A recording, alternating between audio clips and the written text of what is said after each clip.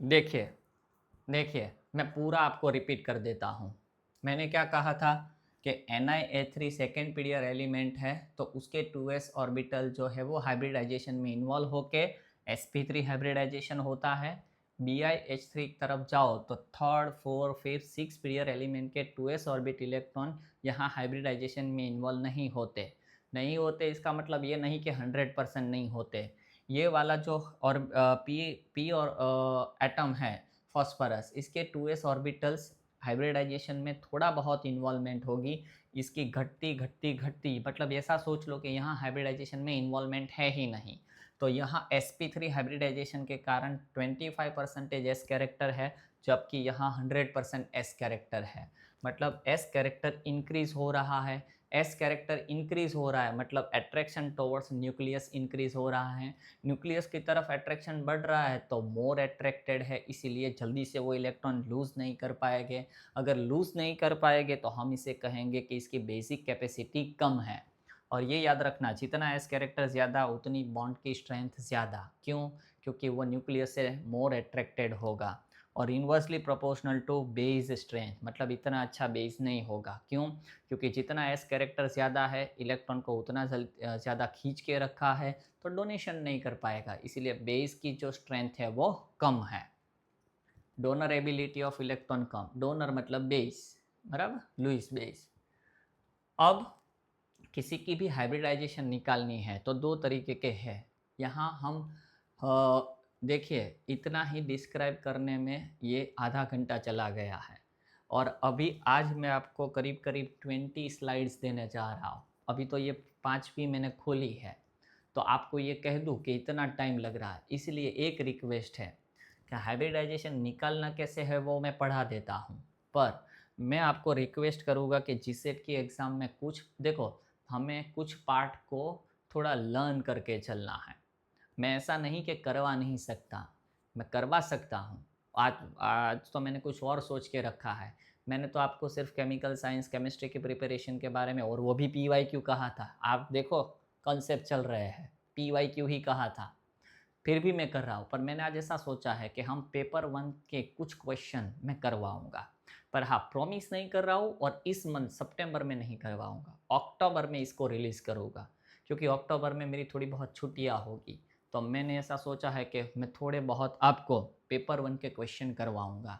आई want result. हाँ, हमें अपनी इज़्ज़त बहुत प्यारी है। मैंने कल या आगे के लेक्चर में कुछ कहा था, आपको याद हो तो।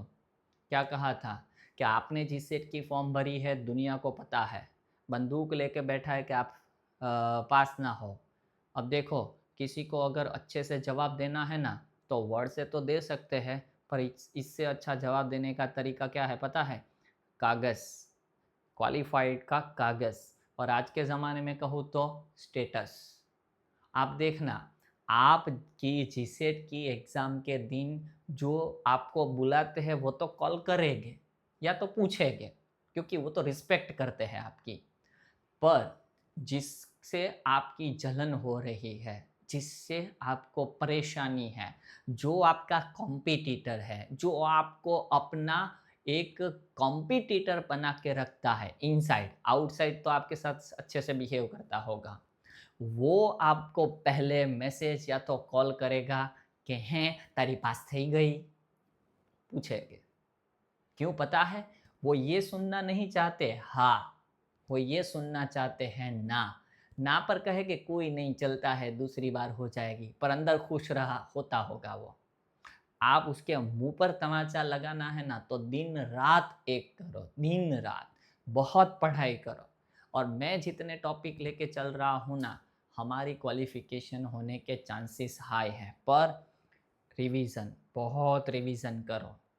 ऐसा नहीं कि 1 डेढ़ घंटा देख लिया, लिख लिया, ख़त्म, इसके बाद रिवीज़न चाहिए।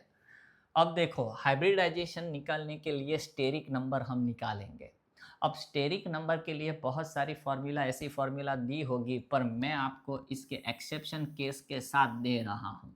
अब किसी का भी स्टेरिक नंबर कैसे निकाले, तो पहले आपको ये पता लग जाए कि नंबर ऑफ सिग्मा बॉन्ड, उसके अंदर नंबर ऑफ सिग्मा बॉन्ड कितने हैं, plus number of localized lone pair. सिर्फ लोन पेयर नहीं।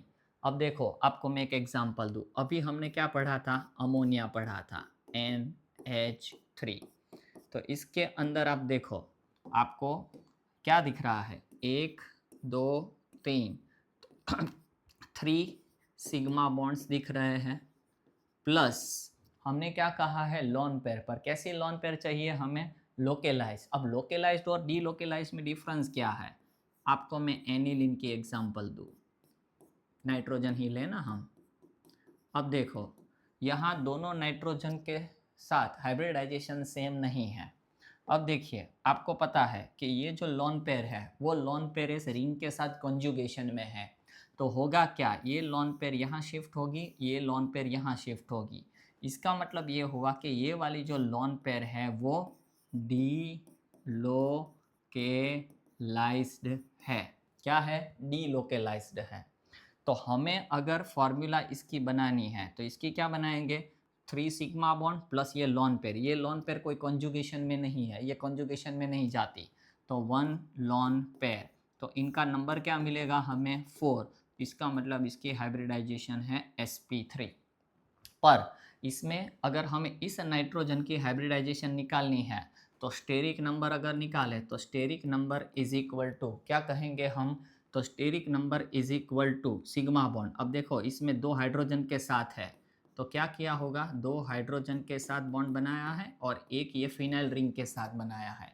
मतलब इसके पास 1 2 3 सिग्मा बॉन्ड्स है, प्लस क्या इसके लॉन पेयर काउंट करेंगे हम, नहीं करेंगे। क्यों, क्योंकि ये डीलोकेलाइज्ड है, मतलब घूम रही है, और हमें कैसे चाहिए, लोकेलाइज्ड। तो हम क्या कहेंगे, 0।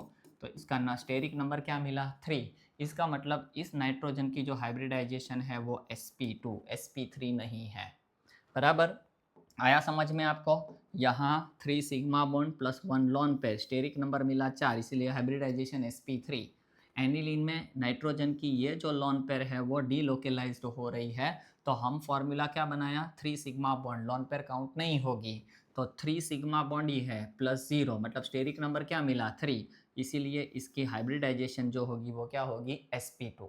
हाँ, हाइब्रिडाइजेशन नंबर निकालने का दूसरा तरीका है 1/2 number of valence electron plus number of monovalent atom. Monovalent atom का मतलब क्या हुआ कि एक ही बॉन्ड फॉर्मेशन की कैपेबिलिटी होनी चाहिए, प्लस नेगेटिव चार्ज अगर उसके ऊपर हो तो, माइनस पॉजिटिव चार्ज अगर इसके ऊपर पॉजिटिव हो तो। देखो, इसके लिए आपको हाइब्रिडाइजेशन नंबर निकाल के बताओ, hybridisation number is equal to 1/2। अब देखिए क्या है, नंबर ऑफ वैलेंस इलेक्ट्रॉन।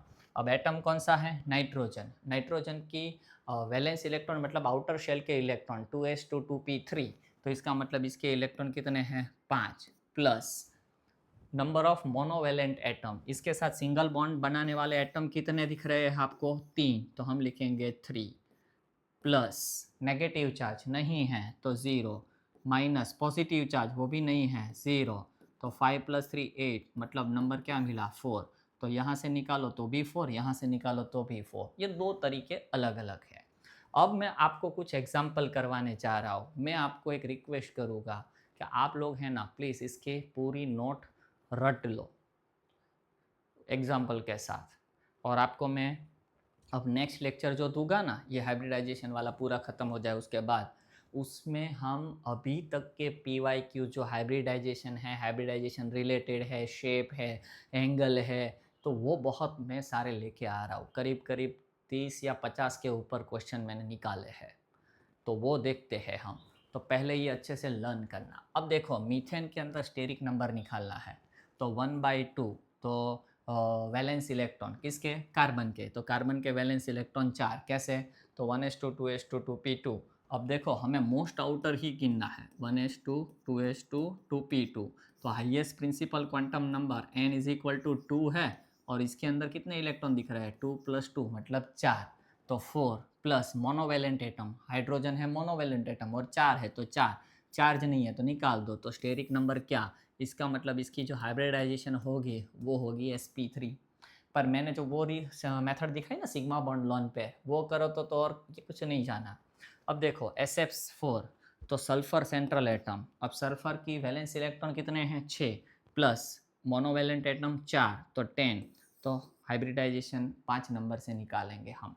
इसमें देखिए XeO4, अब XeO4 जो है ना इसमें ऑक्सीजन जो है ना वो मोनोवैलेंट एटम नहीं है, डाईवैलेंट एटम है। क्यों? क्योंकि वो 2 बॉन्ड बनाने की कैपेसिटी रखता है। चलो 1/2 वैलेंस इलेक्ट्रॉन ऑफ जीनॉन, तो जीनॉन के कितने हो गए 8, है ना, ग्रुप नंबर 18 प्लस 0। क्यों यहाँ मैंने 0 लिखा? क्योंकि ये ऑक्सीजन है वो डाईवैलेंट है, चार्ज कोई नहीं है, तो 4 स्टेरिक नंबर इसका मिला। तो इस तरह स्टेरिक नंबर निकालो। या तो फिर मैंने कहा वो, अब यहाँ से लेके जो मज़ा मुझे तो बहुत आता है, आपका पता नहीं मुझे, तो यहाँ से लेके पीछे तक आपको थोड़ी स्लाइड में कह दूँ ना, उसको आप अच्छे से रट लो प्लीज़। हाँ चलिए, अगर स्टेरिक नंबर 2 मिले तो हाइब्रिडाइजेशन होनी चाहिए sp, उसमें sp हाइब्रिडाइजेशन होगा। अगर स्टेरिक नंबर कितना मिले आपको 2, और उसका जो शेप होगा ना, देखो सॉरी सॉरी सॉरी सॉरी, इसकी जो जियोमेट्री होगी वो लीनियर। अब देखो जियोमेट्री एंड शेप, ये दोनों चीज़ें सेम नहीं है, ये दोनों चीज़ें सेम नहीं है। जियोमेट्री जो है ना वो बेटा, इसके अंदर sigma bonds plus lone pair सब काउंट करते हैं, इसे जियोमेट्री कहते हैं। और जो शेप है इसके अंदर सिर्फ और सिर्फ हम सिग्मा बॉन्ड्स किस तरह अरेंज है 3D स्ट्रक्चर में, सिर्फ वही काउंट करते हैं। अब देखिए, अगर स्टेरिक नंबर 2 मिला तो हाइब्रिडाइजेशन होगी sp, और इसके अंदर एक s ऑर्बिटल और एक p ऑर्बिटल इन्वॉल्व हुई होगी। इसमें जितना लिखा है ना रट लेना, और जब रटना हो ना तब एक चीज़ काम करना, क्या करो, याद रखने की चीज़ हो, सॉरी रटना नहीं कहेंगे, जब याद रखना हो तब चीज़ क्या करो कि पहले खुद बराबर लर्न करो, फिर क्या करो, डिस्कशन करो, अगर किसी के साथ हो सके तो, नहीं तो अकेले में। तो एस एंड पी अब दो ही ऑर्बिटल्स है, हाइब्रिड ऑर्बिटल, तो डेफिनेटली कैसे रहेगी, तो वो दोनों लीनियर रहेगी, और जो शेप होगा वो शेप लीनियर चलेगा। अब देखो मैं आपको एग्जांपल दूँ, BeH2, BeH2 एक अगर हम निकाले, एक मैंने बना के रखा है वो दिखा दो, ये वाला। अब देखिए ये लीनियर शेप है, आपको अब दिखाई देगा। अब देखिए इसके अंदर आपको क्या दिख रहा है कि इसके अंदर ये जो है वो दोनों कार्बन है, ट्रिपल बॉन्ड से बॉन्डेड है। इसके अंदर ये मेरी एक स्टूडेंट थी जो अभी लंदन में है, तो वो लास्ट टाइम लंदन से आई ना तो सब ये पूरा लेके आई, इससे पहले मैं बॉल पेन से सिखाता था।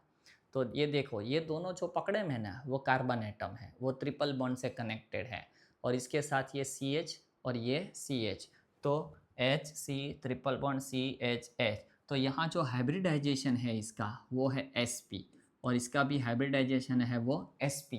तो शेप सॉरी जियोमेट्री जो होगी वो इसकी लीनियर होगी। बॉन्ड एंगल कितना होगा 180, क्योंकि दोनों अगर ये सोचो तो ये 180 डिग्री पर ही अवेलेबल है। ओके, तो 180 डिग्री BeH2, तो ये भी एक लीनियर शेप होगा। देखता हूँ अगर मेरे पास हो अवेलेबल तो मैं आपको करवा दूँ।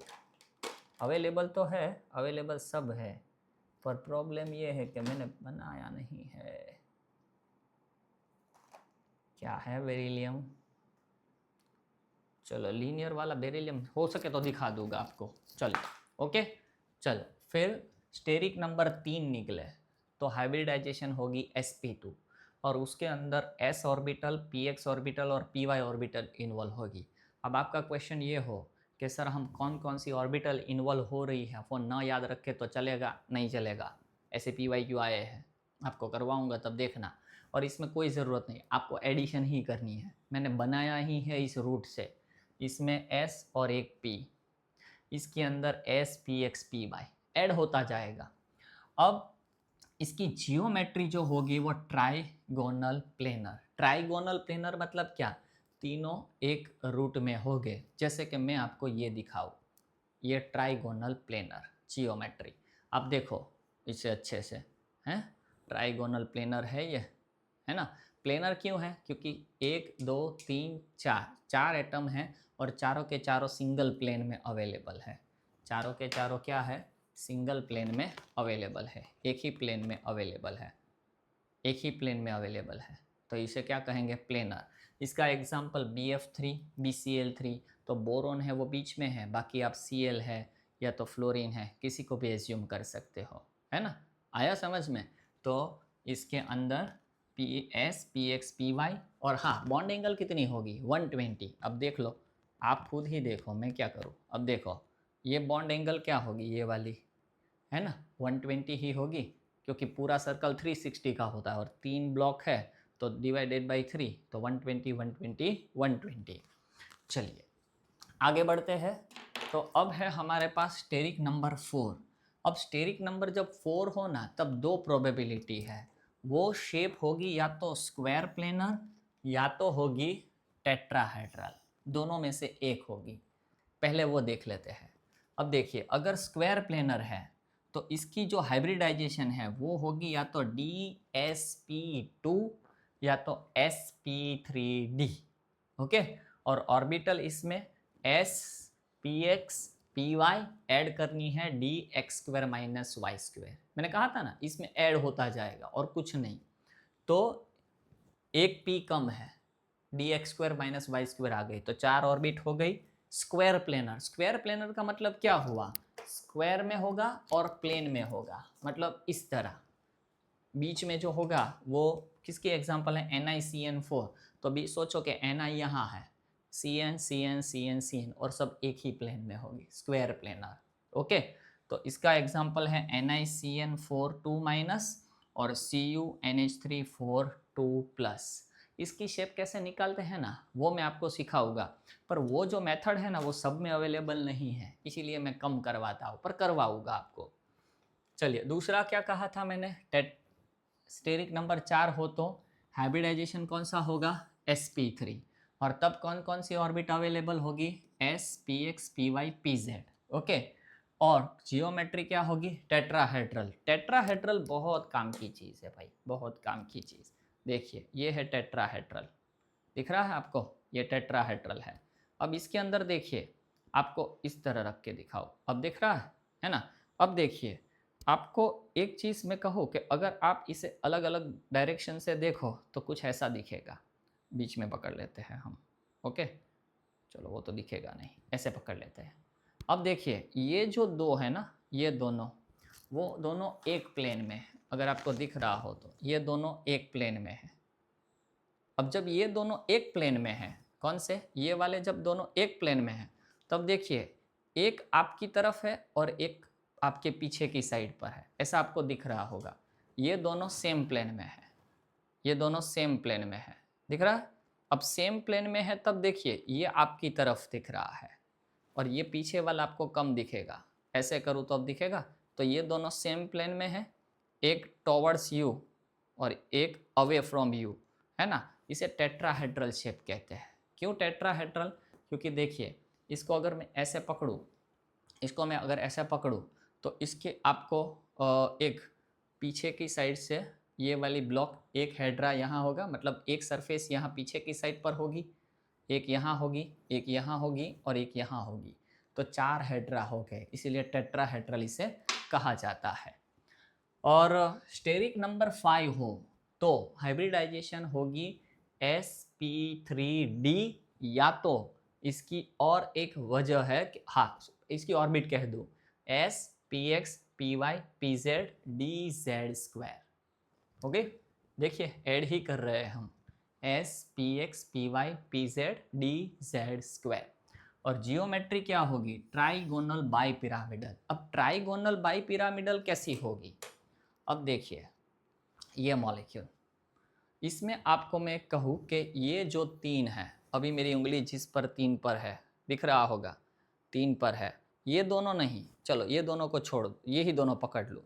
तो आप देखो घूम रहा है, तब जो घूम रहे बीच मैंने पकड़ा है वो नहीं, इसके अलावा देखिए ये तीनों देखो एक ही एंगल में है, ट्राइंगल है, देखिए दिख रहा है आपको ट्राइंगल। तो ये ट्राइंगल है, जब ये ट्राइंगल है तब देखिए कि एक पिरामिड आपका ऊपर बन रहा है ये वाला, और एक पिरामिड नीचे बन रहा है। तो ये जो है ट्राइगोनल, ट्राइगोनल, ये वाले 3 ट्राइगोनल। अब एक पिरामिड ऊपर बन रहा है, एक पिरामिड नीचे बन रहा है, तो इसे कहा ट्राइगोनल बाइपिरामिडल। अब इसमें देखिए ये जो मैंने दोनों पकड़े हैं, उसकी जो एंगल है 180, देखो आप अच्छे से समझना इसे, मैंने जिसको दोनों को पकड़ा है उनकी जो एंगल 180 होगी यहाँ से लेके यहाँ तक, है ना। अगर हम इस वाले बॉन्ड की, ये प्लेनर ट्राइगोनल है, इसके साथ एंगल कितनी होगी, 90 डिग्री की होगी, है ना। इसके साथ ये क्या, 90 डिग्री की एंगल, क्योंकि ये एक प्लेन में है, ऐसे है, ऐसे है, तो ये ऊपर वाला इसके साथ तो 90 डिग्री की एंगल ही बनाएगा ना। तो एक एंगल 180 है, इसकी दोनों की 90 की है, और ये तीनों जो एक प्लेन में है उसकी 120 डिग्री होगी। क्योंकि देखिए अगर आपको ऐसा कहूँ तो ये है ट्रायंगल, तो वो तो 120 होगा, है ना, 120 होगा, ये 120 होगा, ये और ये, तो ये इसके साथ 90 बना रहा है, एक दूसरे के साथ 180 बना रहा है, और ये 120 बना रहा है, तो 3 एंगल है। PCL5 best example, PCL5। अब देखिए इसमें मैं और कुछ कहना चाहूँगा कि ट्राइगोनल बाई पिरामिडल बहुत पूछते हैं, 5 क्वेश्चन मैंने देखे PYQ में PCL5 पर। अब देखिए ये जो दो है ऊपर की तरफ, ये ट्राइगोनल बाई पिरामिडल है ना, उसमें ट्राइगोनल जो है इसके अलावा ये जो दो है ऊपर की तरफ जा रहा है, नीचे की तरफ जा रहा है। अगर आपको पूरा अच्छा दिख रहा हो ना तो देखो मैंने कैसे बनाया है, मैंने बनाया है ऐसे कि ये दोनों लंबे बॉन्ड है, इसे एक्सियल बॉन्ड कहते हैं, जो प्लेन के ऊपर और प्लेन के नीचे जा रहा है। ये प्लेन है, ये एक प्लेन है, ये प्लेन के ऊपर और नीचे जो जा रहा है उसे एक्सियल बॉन्ड कहते हैं। और ये जो पर्पल कलर का दिख रहा हो अगर आपको, तो वो जो है वो 3 प्लेन में है ना, उसे इक्विटोरियल बॉन्ड कहते हैं। अब जो एक्सियल बॉन्ड होते हैं वो लंबे होते हैं, और इक्विटोरियल बॉन्ड होते हैं वो छोटे होते हैं। कहीं आपने ऐसा पढ़ा हो तो आपको ऐसा पढ़ाया होगा कि जो इक्विटोरियल बॉन्ड है वो, सॉरी, एक्सियल बॉन्ड है वो इक्विटोरियल बॉन्ड के साथ 90 डिग्री की एंगल पर रिपल्सन करते हुए दूर चले जाएंगे। मतलब ये तीनों मिलके इसे रिपल्सन करके दूर चले जाएंगे। वो गलत नहीं है, वो सच ही है, पर मैं आपको डिटेल में इसका रीज़न दिखाऊंगा, और वो यही स्लाइड में दिखाऊंगा। अब देखिए इसके अंदर 3 इक्विटोरियल बॉन्ड है और 2 एक्सियल है। एक्सियल बॉन्ड लंबे होते हैं और इक्विटोरियल बॉन्ड छोटे होते हैं। अब देखिए इसके example PCL5, NBF73 minus, CuCl53 minus, IF7। अब IF7 मैंने ट्राइगोनल बाई पिरामिडल sp3d में लिखा है, अभी आगे भी एक जगह पर आएगा, ये दोनों है इसके। अगर स्टेरिक नंबर 5 हो तो दूसरा स्क्वायर पिरामिडल।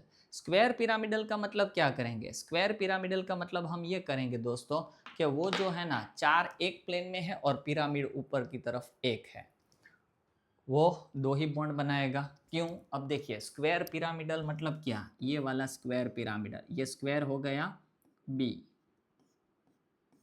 ये स्क्वायर, और ए ए ए ए ए, तो ये एक पिरामिड हो गया इसका, इस तरह। तो स्क्वायर पिरामिड, तो उसमें बॉन्ड कितने हो गए, 2 ही तो हो गए, जो स्क्वायर के कारण होगा 190, है ना, स्क्वायर के कारण क्या होगा 90, और दूसरा ये जो होगा एक दूसरे के साथ, ये वाला जो होगा वो 180 पर होगा, है ना, क्योंकि वो इस तरह है तो 180 पर होगा। इसके example SbPH5 TiCl52 minus SbCH3H5, sorry इसके एग्जाम्पल करने ही पड़ेंगे, मैं करवाऊंगा 1-2 हाइब्रिडाइजेशन। चलो स्टेरिक नंबर 6, तो हाइब्रिडाइजेशन sp3d2 या तो d2sp3, और इसमें कंपलसरी ऑक्टाहेड्रल होगा, s px py pz dx square minus y square and dz square. इसके अंदर ऑक्टाहेड्रल तो है मेरे पास शेप। अब देखिए आप, ये ऑक्टाहेड जो स्क्वायर पिरामिडल मैंने कहा था ना, स्क्वायर पिरामिडल आगे वाला वो ऐसा होगा, स्क्वायर पिरामिडल होगा ना वो ऐसा होगा स्क्वायर पिरामिडल। देखिए ये 4 है स्क्वायर, है ना, ये 4 स्क्वायर दिख रहा, 4 स्क्वायर ये वाले जो मैंने 4 पकड़े हैं वो 4 स्क्वायर, और एक ऊपर है वो पिरामिड। अब हम देख रहे हैं ऑक्टाहेड्रल। ऑक्टाहेड्रल मतलब क्या, तो 4 एक प्लेन में हो गए। देखिए 4 क्या हो गए, एक प्लेन में हो गए, 4 एक प्लेन में हो गए, एक ऊपर एक नीचे, और सब सेम बॉन्ड लेंथ होगी, कोई छोटा बड़ा नहीं होगा। उसमें 90 डिग्री की एंगल, 180 डिग्री की एंगल, 2 ही एंगल हो गए। SF6, ये SF6 है, बीच में S है, बाकी के F 6 है, XeO2F4 FeCN6 4-। अब इसमें एक नया तरीका जो है जो पूछा है इन लोगों ने। अब एक और तरीका है कि हाइब्रिडाइजेशन SD5। हाँ दोस्तों, आपने सही सुना, SD5 कुछ कुछ ही है। D5 मतलब सब D आ गई इसके अंदर, dxy dy dx dx² - y² dz² और s तो एक ही है। अब ये ट्राइगोनल प्रिज्म होगा। ट्राइगोनल प्रिज्म का मतलब क्या हुआ? ट्राइगोनल मतलब एक प्लेन में 3 हो गए, ओके, और प्रिज्म टाइप होगा। प्रिज्म आपने शायद देखा होगा, ऐसे अगर हम करें ट्राइगोनल और इसके ऊपर प्रिज्म होगा, ओके। मुश्किल है वो ड्रॉ करना।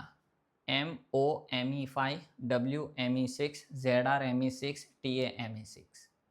स्टेरिक नंबर अगर 7 हो तो sp3d2 s px py pz dx² - y² dz²। यहाँ तक तो गए थे, अब आगे बढ़ जाओ dxy। ये जो होगा वो पेंटागोनल बाइपिरामिडल। पेंटागोनल बाइपिरामिडल इसका मतलब क्या हुआ कि एक प्लेन में 5 हो गए। जैसे कि मैं ये कहूँ,